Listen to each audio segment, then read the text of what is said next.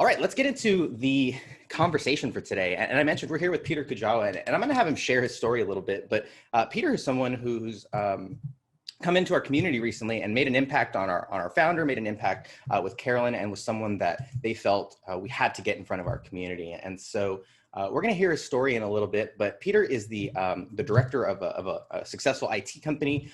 He also does and spends a lot of time in the hiring and I'd imagine firing, parts of the business. And so his expertise is really in seeing how someone can level up their career, how can take their next step, or really figure out what their next step is. And so, Peter, to kind of catch you up on kind of what we've done for the last almost 10 years, we've been helping people dream, plan, and live their best life. And so that sounds nice and all, airy and fairy. But unfortunately, that is a lot of people ask, what is it? What does that mean? Or how do you dream, plan, and live your best life? And so we actually have the answers to that. And what we found is it's two simple things. The first is figuring out where your groove is, what your drive is, and that's answering the question to the fulfillment triangle. Figuring out what you're good at, where your passions lie, and where you can make money. And once you figured out what your groove is, or what you love to do, or what you want to do, well, then it's about leveling up in our core 4 areas. And so we can kind of talk about the core 4 later. But Peter, are you back? It looks like we lost you for a second, but it looks like you hopped back in. I believe so. There you are.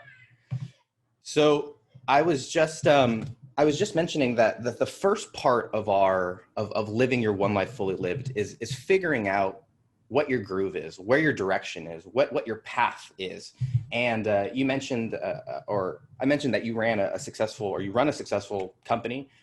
You mentioned hundreds or thousands of people over the years. You mentioned your building is usually filled, but you didn't always start there. And that wasn't, how you got started on this journey. And I'm sure it was, kind of a circuitous path that got you to this point where now, someone could look at you and say, you have it all, you're successful, you have the great position, you've got, all of the success that someone might want. But I'm sure it didn't start that way. Can you kind of take us through your journey and, maybe some of the bumps in the road or the hiccups or the side steps or the pivots, like what were some of the decisions on the path that you had to take to get to this point that you're at now?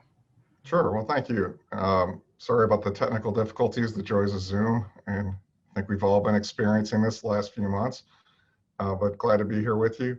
Yeah, definitely my career path would be one that I've heard described as strange and meandering, and ultimately turned out okay, but I started out really wanting to be a military officer. My dad was a military officer for 22 years in the Navy. My brother was a naval officer, and I wanted to be on land, not on a boat. So I had an Army ROTC scholarship and was all ready to go to college. I always worked. I worked since I was 12 years old. I've had a job perpetually, but I'd saved up a little bit of money, was ready to go to school, and about a month before my scholarship was revoked for medical reasons because of an asthma medication that was on my record from when I was 12 years old. So in a 24-hour period of time, I had to come to grips with, I was not only gonna not be able to go on and become an officer, and which is something I always felt called to do, but my school was no longer gonna be paid for. I didn't have my scholarship anymore, and so I had to make some pretty quick decisions and deal with it and move on. And so my freshman year, instead of going to Marquette, where I ultimately went for college, I went to community college, lived at home, worked 3 jobs for the year, saved up as much money as I could, and knocked out as many credits as I could through my local community college, which I think is a great option that exists even to this day and makes college much more affordable. And went to Marquette then for my sophomore, junior, and senior year, and graduated in 1992. When I graduated, I originally had a lot of ideas of what I was going to do, but when I graduated right after or during a pretty significant recession back in '92. And if you ever want to know when to get out of the market, the best time to get out of the market is about 6 months before I'm graduating from a higher education institution, because I graduated I graduated from undergrad in 92, and I graduated from law school in 2002, right after September 11th. So I'm not planning on going back to school, but if I ever am, I should issue that as a stock tip to anybody. But came out of school and there were very minimal jobs available. So worked delivering half barrels to bars and on a keg route, and did that for a few months until a sales job opened up in the cell phone industry. And it was in rural Northeast Kansas and in an area I'd never even been, let alone lived, but wanted to get going on my career. So I took it, drove 10 hours and started out in sales in Kansas. So did that for about a year, took a management position and moved again, did well. And a year later, had another opportunity present itself, moved again, and did that in La Crosse for 2 years, and had another opportunity that presented itself a couple years later, moved over to Green Bay, Wisconsin, and managed the Cellular One market over in Green Bay and Appleton area of Wisconsin. And in 1998, things were going really well, had a more advancement opportunity and decided instead to go to law school. And so I moved to Milwaukee, and Marquette had a program that was a part-time program. So went to law school Monday through Thursday night from 5:30 to 8:30 every night. Worked full-time during the day to help pay for it. By then I was married, and my second year of law school, we had our son was born. And when you go part-time, it takes a little longer. So it was a 4-year program for me instead of a 3, but came out in 2002. And again, it was right after September 11th. So the law firm I was working at, along with most other law firms, decided not to add any new staff. So had to adapt again and went to work for Thomson Reuters, which sells legal content. They sell the books and online content to law firms. So did that for about 8-9 months, and that was going really well. And one of my clients said, I'm looking for somebody with a legal background in business management to run one of my companies. And he owned 3 businesses. And that was leave a great job that was going really well and go to a much smaller company. At the time, there were 3 employees in that business. It was very much of an upstart and a startup company. And so quit my job and went to be president of that company. And 7 years later, we were an industry leader nationwide, and we're doing extremely well. And left that position to come over to La Crosse to run LockNet, which was a turnaround. And a couple of years after getting here, we were acquired by E.O. Johnson. So it's been, there was at one point when I was in my 20s, I had moved 5 times in 4 years. And so there was a lot of adventure along the way, but every one of them was an opportunity. So yeah, so that's a little bit about my unconventional route to well, I want our company here. Commend you for taking action. I think that's something that Carolyn and I have talked about, is that ability to be resilient and to continue taking action over and over and over again, despite what was going on. And there was a moment where you said, and I did that, and I did that, and I think you were switching jobs and moving positions or places, and I'm sure it seems like a short period in time when you look back on it, but I'd imagine that was a very formative time for you, because right afterwards you had the confidence to now take the leap to do something which is not the easy decision, or not the beaten path, right? You're leaving this established company to go work at the startup. So I'd imagine that you had some confidence in that. So the question is maybe twofold. What skills were you developing and working on during that time where you said, I was just doing it and I was doing it and I did that and I did that, and what do you feel you were gaining during that time? And then can you talk about a little bit more about what that decision to take the leap? Because I think a lot of people in our community, they are either in one of two places. They're either younger and they're either younger, maybe someone like myself, where they're out of college, they've worked a job, and now it's like they're unfulfilled, they're not making money, COVID happened, and so now they're kind of forced to figure out what is this next step. Or a lot of them have worked a job for 10, 20, 30 years. They've worked the career path and they still feel the same way. They're in the exact same position. They're not fulfilled. They maybe lost a job, or their job security isn't there, and they're now trying to figure out what is that next step. So can you kind of speak to them by talking about, what that kind of period in your life was like?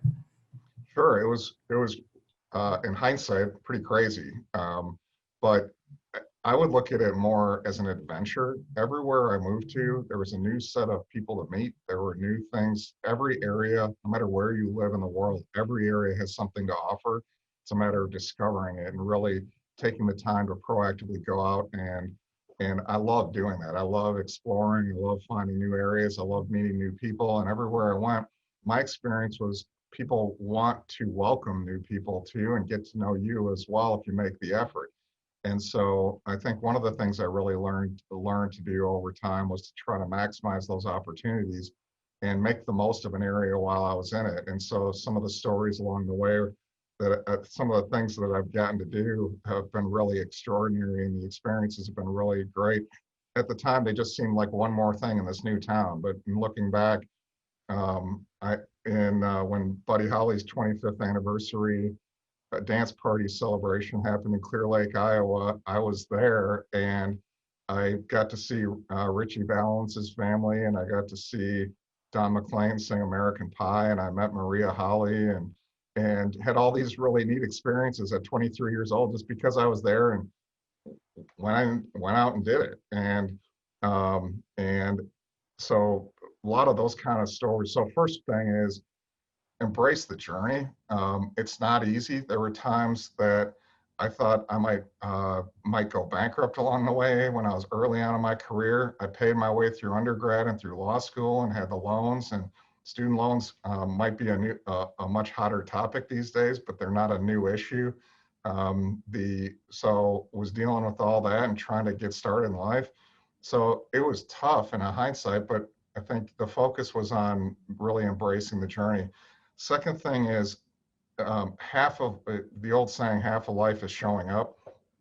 I think that's really true career-wise, that that companies are looking for people who can come in, show up, be positive, really focus on getting the job done and figuring out a way through. No, the real truth is that most people, very few people really have the answer. That there's a lot of answers. There's a lot of ways to do everything, and there's a lot of paths to success. And so the people that are going to succeed and go on to the next level are going to be just people who are going to show up and try, give their best effort, work hard. So those are things that I learned. I also learned, when you're in hindsight, the risks that I took, I was focused on the upside of those risks. I wasn't focused on the downside potential if I failed. And there's a huge difference. I see so many people now, when we provide opportunities to candidates, just had one the other day, who has been in a stable position for 12 years, is in a sales position. We'd love to get them on board. A position would potentially ultimately pay 2 times what he's making now, and I think he'd be a great fit for it. But he's worried about what if it doesn't work out. And so ultimately turned down the opportunity to stay where he was at because he knows it, he's comfortable with it, and he was focused on the downside risk. Don't focus on the downside, focus on the upside. If I do this thing and it goes well, what could this mean for me? What could be my next step in my career? What could it mean for me financially? What could it mean for me personally, for fulfillment? What are the things that could go right?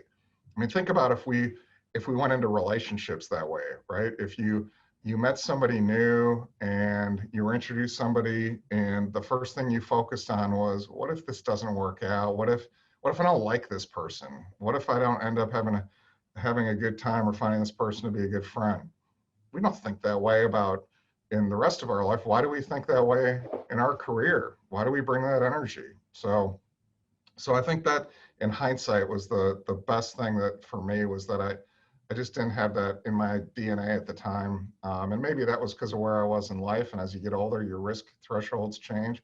But I think generally that's been a focus, and it's worked out really well for me. And I would encourage anybody, especially somebody getting going in their career, to really don't obsess on the downside of what could go wrong. There's always plenty of things that can go wrong, and don't worry, they'll reveal themselves to you on their own schedule.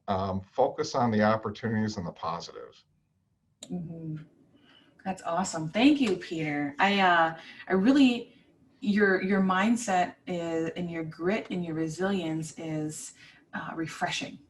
And I wrote down what you said, embrace the journey. Half of life is showing up, and focus on the upside. All of these speak to a mindset. And, and I'm wondering, where did that come from? Because some people, they think, okay, well, where does this resilience come from? And as Hector was sharing, and as you're sharing, and I'm hearing through our road on our journey, you're trying things and you're taking that leap. And each time you take that leap, it takes a bit of courage. And each time you have that courage, it's building your resilience as you look back at the things that you've accomplished and just taking that risk, even though you said, the risk could have been bankruptcy. It could have been a lot of different things, but the focusing on the upside and building that resilience and having that mindset of embracing the journey. And that's exactly what we're about here at One Life, is that journey, that roadmap of your life.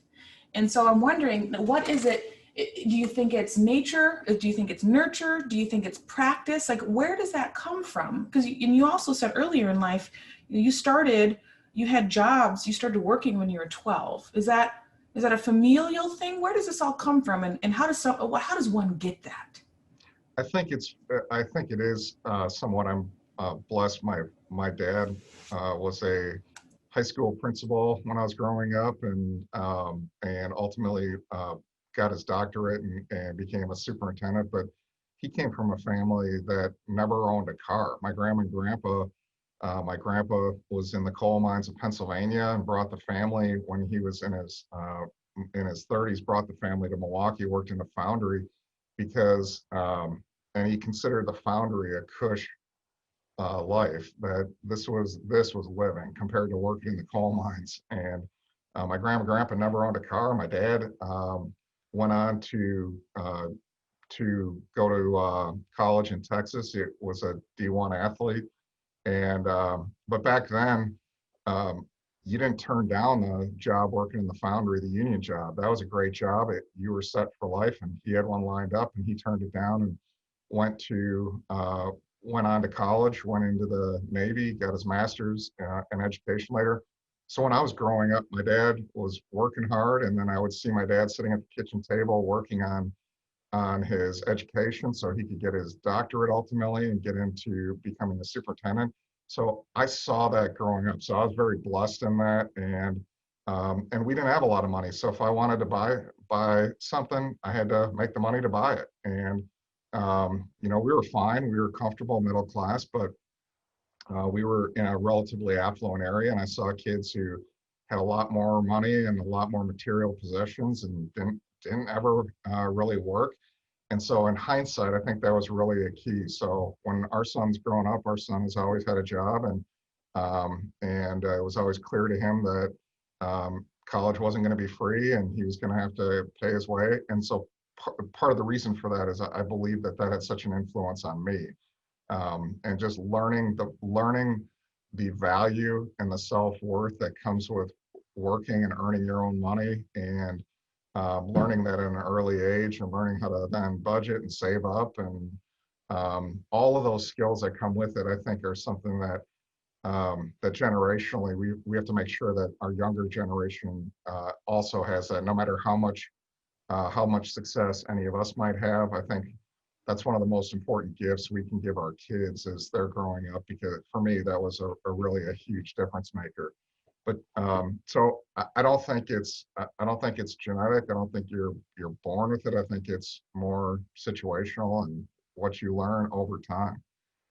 Yes, yes, thank you. Because, and that aligns with our core four. And so within our core four, we have vision, we have finances, we have relationships and wellness. And there's two things that you touched on. So one, budget and having a constant income. So if you want something, you need to, be able to go and out and get it, right? So vision, seeing something that you want, getting a budget, understanding your finances, bringing in that income. But then also you mentioned a bit about relationships. So who you're influenced by um, sets up your journey in where you're going to kind of help you on that ride, on that journey of life, and who you collect along the way, and then who inspires you.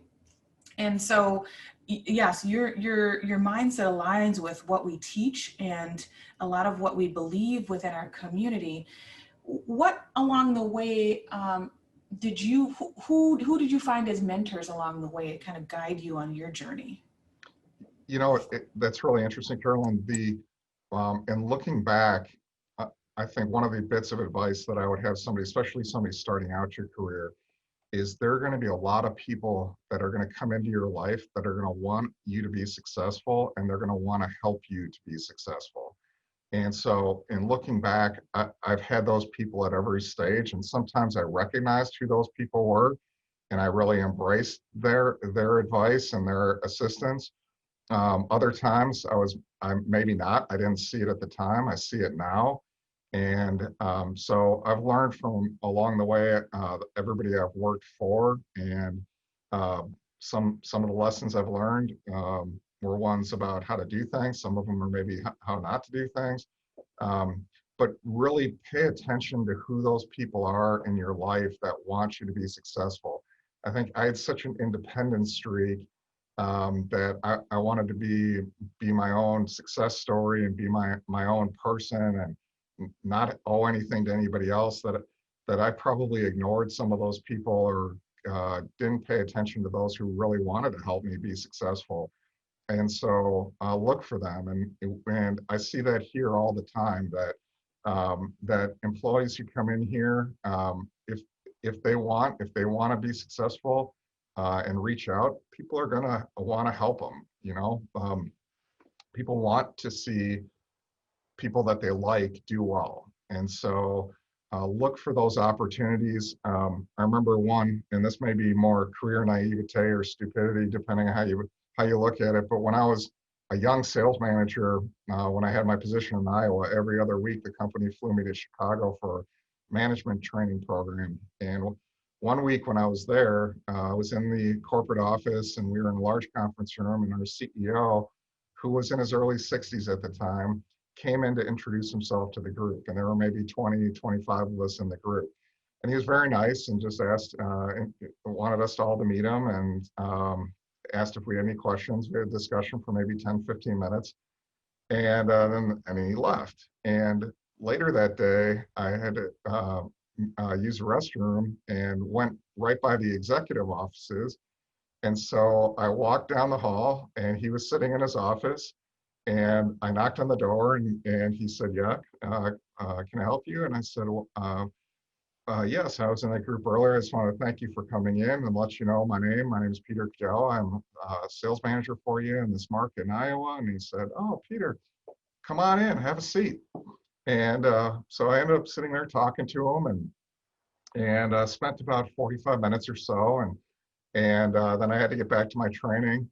And after that, anytime we were at a meeting, there might be 500 people in the room, but anytime after that, he always made a point of coming over to talk to me to see how I was doing. And when it came to market visits, he'd come out. And at the time, I didn't think anything of it. I thought he's just a nice guy.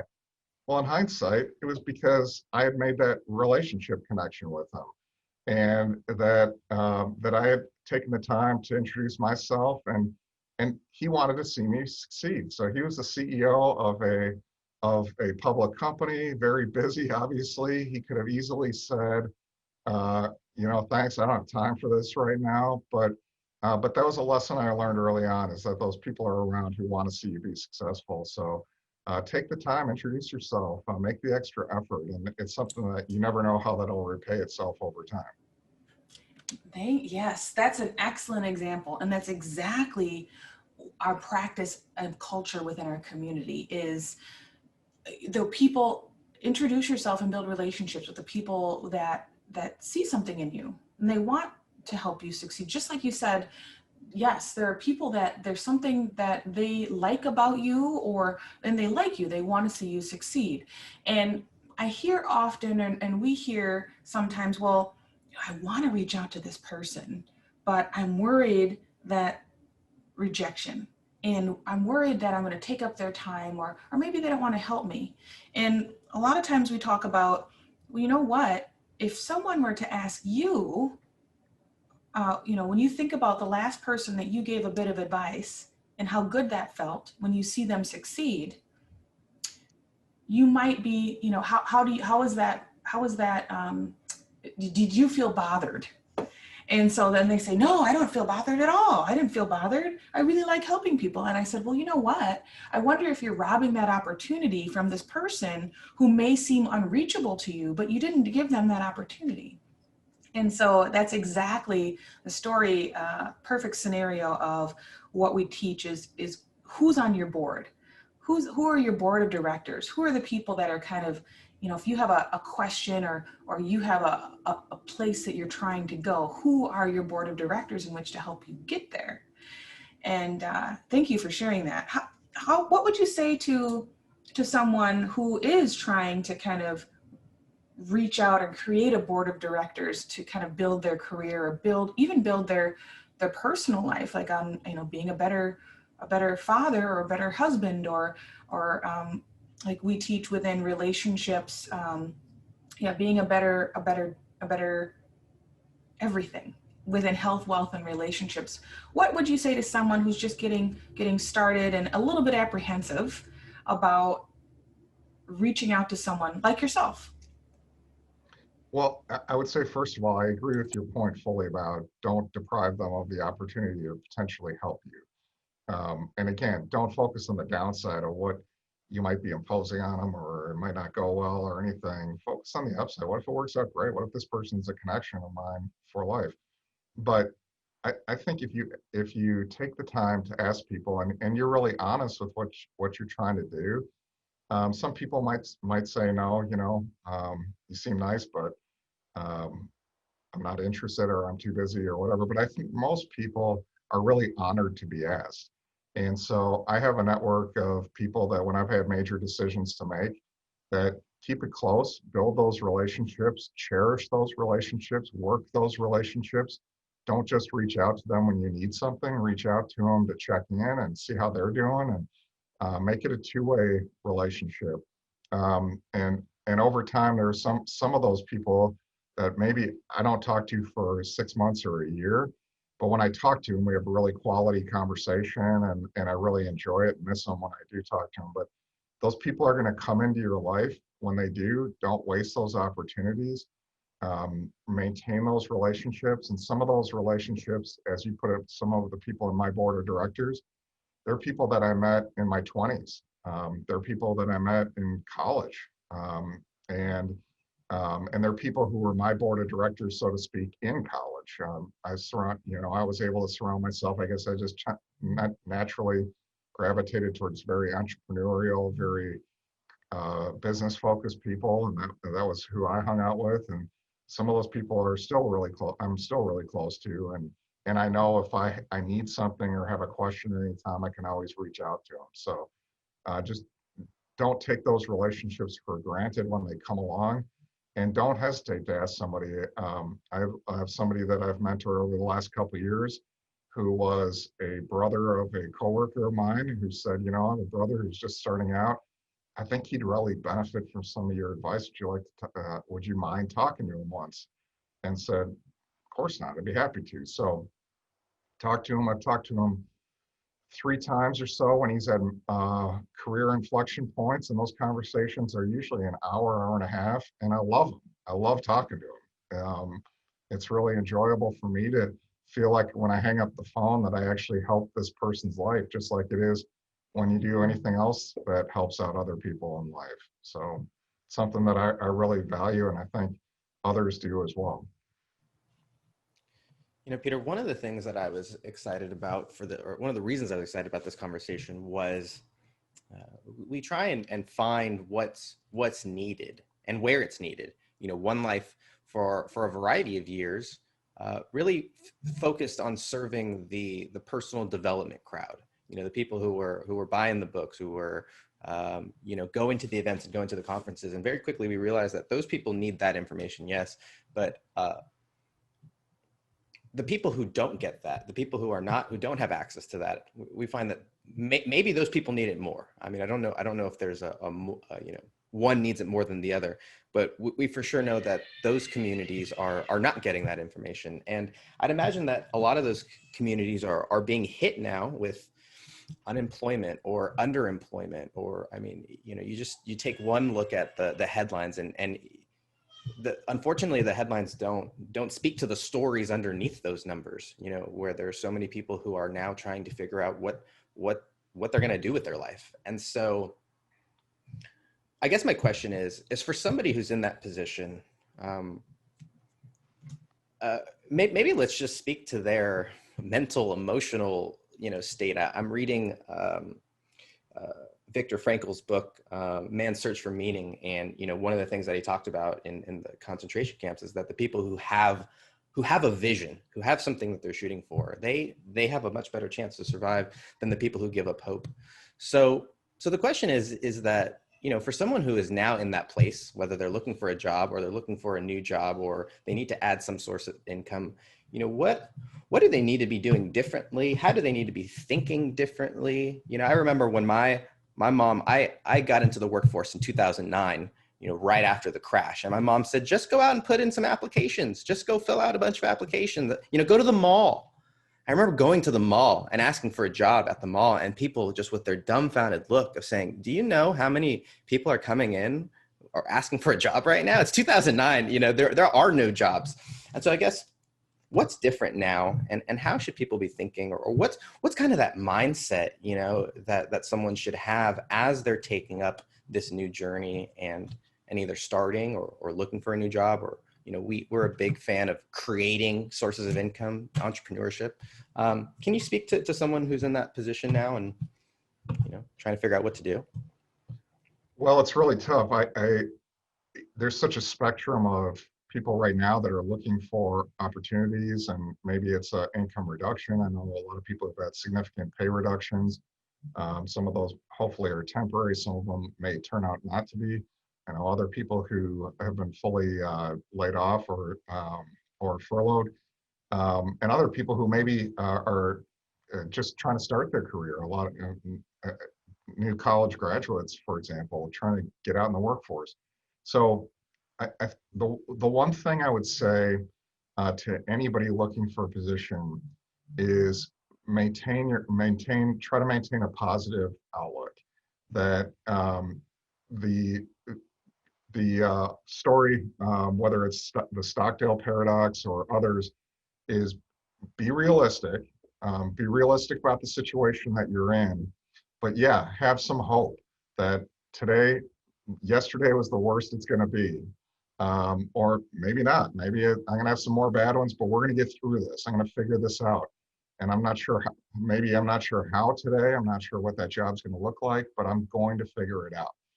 And it's especially important when you go in to interview or meet with a prospective employer that you project that positivity, that you might have the worst situation going on. You might have just left a terrible boss, and you might have had the greatest job ever and you just lost it for no fault of your own. Whatever it is, your new employer doesn't want to hear it. One of our rules of thumb that is a deal breaker for us, no matter how talented the individual is never hire a dark cloud. And how do you know that they're a dark cloud? You pay attention in the interview, because they're going to bring in their big old bucket of problems and they're going to lift it up and they're going to put it on the table, or they're going to put it right in front of them on the Zoom, and you won't be able to ignore it if you pay attention. And so when somebody comes into an interview, I'm always looking at, is this person going to bring us energy or are they going to sap energy? And if there's somebody who's going to bring us energy and they're going to bring, uh, this position may not even be the right fit for them, but I'm going to think about, is there another position that might be? How can I get this individual into my organization? Because the importance of getting people in who are positive energy givers, who are going to come in and they're going to give it their all and they're going to lift up the people around them. That's one of the most important skills in any occupation for any company to be successful. And if you're full of people who are the opposite, no matter how good your product is, your organization is, your company's probably not going to be successful. So as an executive, I consider one of my really important roles to try to figure out how do we get more people in who bring us that positive energy. So as somebody's out there who's maybe in a really tough situation today, when they are out and they're out applying for positions or calling in or networking or even stopping in to at companies who might be hiring, go in with your game face on, go in positive. This is the one, this is gonna, and just go in there. And even if, and companies are good at tempting you a little bit to be a dark cloud, don't fall for it. So you might have had a terrible situation at the last company you were at. They don't want to hear about it. What you want to talk about is, look, that place gave me a lot of opportunities. I appreciate the opportunity that I had there. Ultimately, it wasn't the right fit for me culturally, or it wasn't the right fit.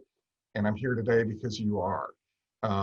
Not I had the worst boss and my coworkers are terrible and they were just always this and that. Don't do it. Don't fall into that. And so I think that's a good rule of thumb in life in general, right? Whether it's applying for a job or personal relationships or other, what can you bring? What kind of positive energy can you bring to that situation? But when we interview, we're very, very much looking for it. So, so stay positive.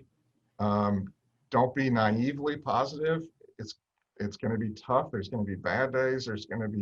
But think about long term and believe in yourself and believe in what you're doing. And most importantly, take action. The Lee Iacocca had a saying during the Chrysler turnaround back in the 80s with his managers: I don't care if you move right or left, forward or back, just don't stand where you are. And we have too much that needs to get changed. And so if you're in a tough situation, don't wait till tomorrow or the next day. Nothing's gonna change. Right now, today, this moment is when you need to attack it. So get going as soon as you can and just stay focused on it. We've talked about a couple of things. We talked about vision, relationships being a big part of it. Vision and being able to cultivate that energy. Are there any? Our other core pillars are finances and wellness. Do you see those things playing a role in how someone approaches their finding a job or getting that next job, or are there any other things that you think someone maybe not be paying attention to in those areas that are affecting them or holding them back while they're going through this process? Well, yeah, I guess for wellness, take care of yourself, be exercising, you might, if you're going through a tough time, I think all that stuff does fit together. So if you come in and you're ready for your opportunity with that when it comes along, I think if you let yourself go physically, or you just get into it, you can easily slide into a depression. And reach out to people around you, but do what you can to stay active, to address and improve your current situation. And so I think all of that fits together very closely. Yeah. Carolyn, I'd love to just throw it to you, and kind of get your feedback here, because you've you've done this, you've worked up the ladder, you've built your own business, you've sidestepped left, you've, jumped over to the hoops to the right. So what else do you have to add to this conversation, or what other questions do you have for Peter, in regards to taking that next step? Because I think that you nailed it, Peter. So many people are going through this at a variety of different levels. Carolyn, do you have anything you want to add or ask her?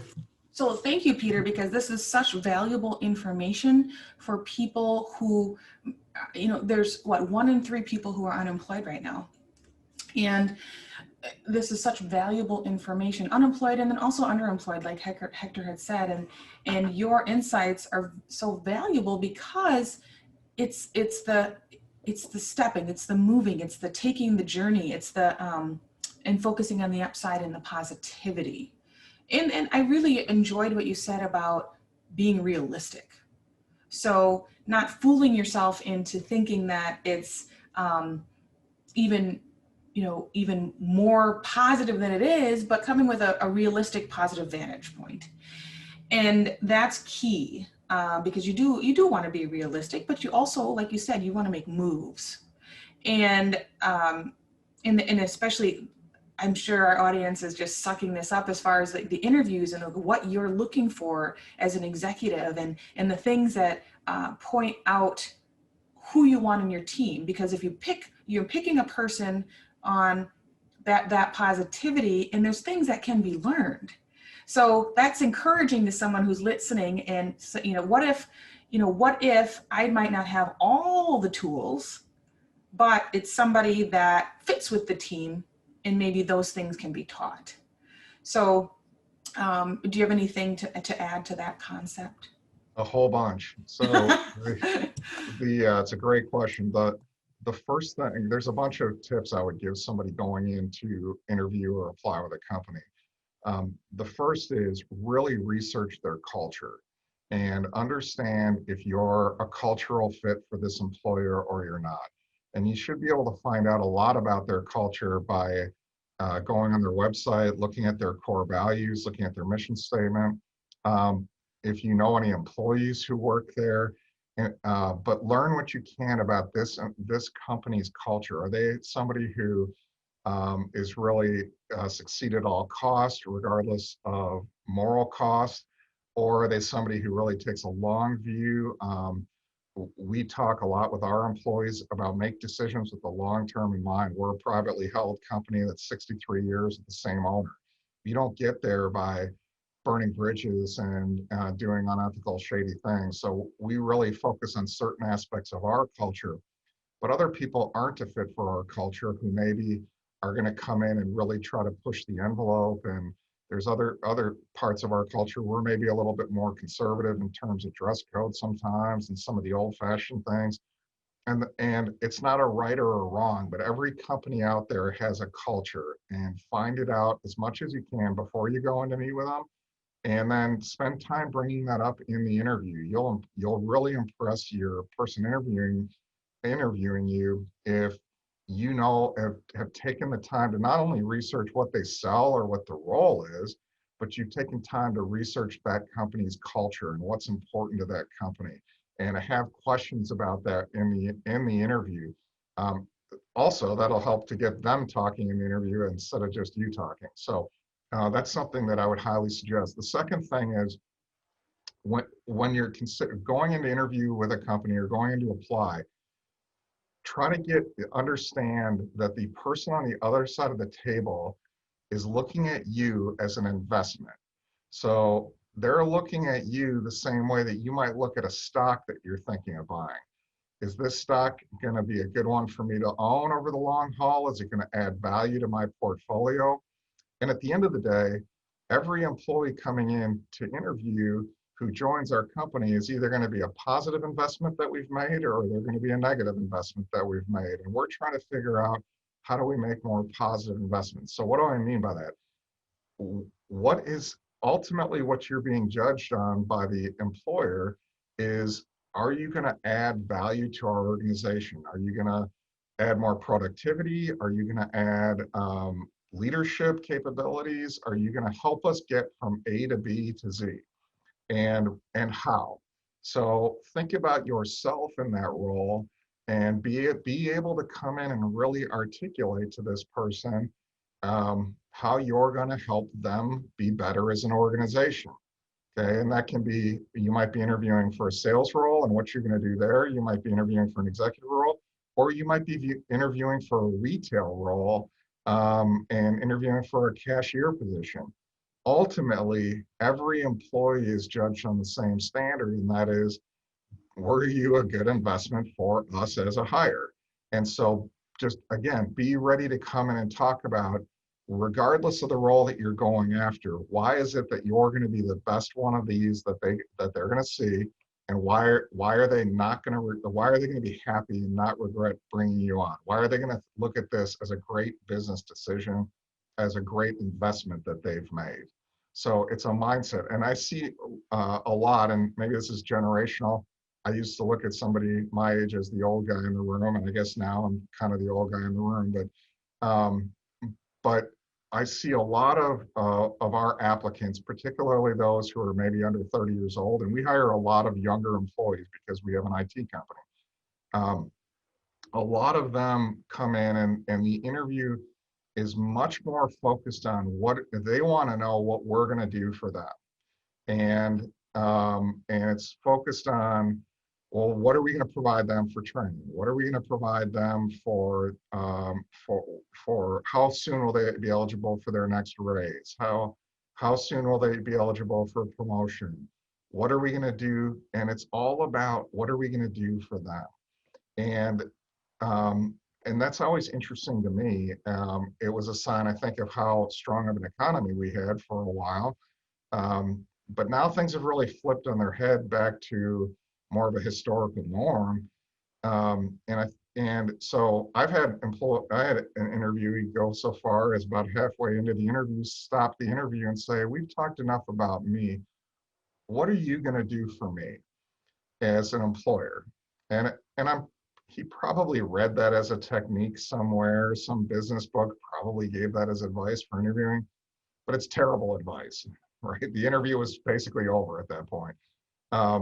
And so go into an interview prepared to talk about what you're going to do to make that organization better, and how you're going to be a great choice for them to make, and just go in there and be yourself. And that's the other advice I have for anybody interviewing, is if somebody's done a lot of interviews, they can see right through somebody who's using certain interviewing techniques.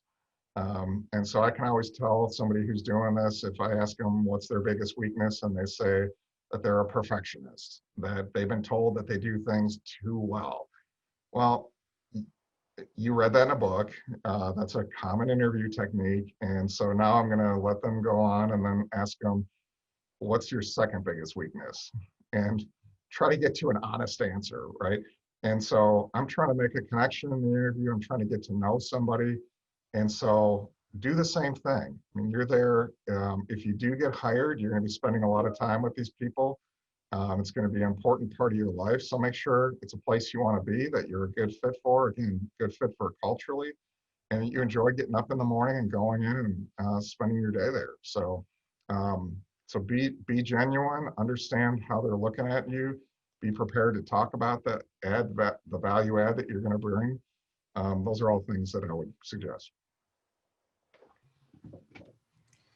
Peter, this has been a fantastic conversation. And, you know, what's interesting is we don't always, you know, we do our best in terms of scheduling these things, but the timing of these conversations, you know, I think that there's some greater, there's a greater purpose at work here, you know, given the timing and given everything that's going on, you know, and you know, even as an entrepreneur, you know, someone who's self-employed like myself, you know, I at the beginning of the interview, I thought, oh, this would be great for other people because, you know, I'm not in an interview. And then I realized I'm on client calls and I'm on, you know, we're really interviewing all the time, you know, no matter if we're applying for a job or we run a business or, you know, or trying to get a date, they're all similar. And so your advice can be applied in a very widespread nature.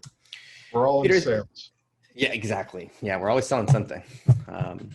Is there anywhere people can stay connected, follow up with you? If they just want to take this, after this conversation, or they'd like to go a little deeper, is there anywhere that they could do that? LinkedIn would probably be it. I'm not here to sell anything. I don't have a book. I don't have any other self-interest per se. Just Carolyn and I started up a good conversation about the subject, and so just enjoy having the discussion. So, but I am on LinkedIn, and anybody who wants to reach out can certainly feel free to via LinkedIn. We appreciate that. We do have a book. It's available on Amazon. It's called the One Life Roadmap Journal, and it basically walks you through what we talked about today, and it'll help you craft a vision for yourself. It'll help you go over your finances, dial in who your board of directors is, figure out who the important relationships are, and then give you some insight into how you can improve your wellness as well. So you can go to onelifefullylived.org/journal for that as well. We want to thank you guys for hanging out with us and spending time with us on these Teaching Tuesdays. We know that there are so many things you could be watching. There's so many things that you could be doing. The fact that you're spending time with us here at One Life, with Carolyn and Peter and myself, we're grateful for that. We hope that you guys got some value out of this. Please subscribe, click notifications, do whatever you have to do to make sure that you're in tune and up to date with what's going on with One Life, and make sure that you guys keep living your one life fully lived. We'll see you guys next Tuesday.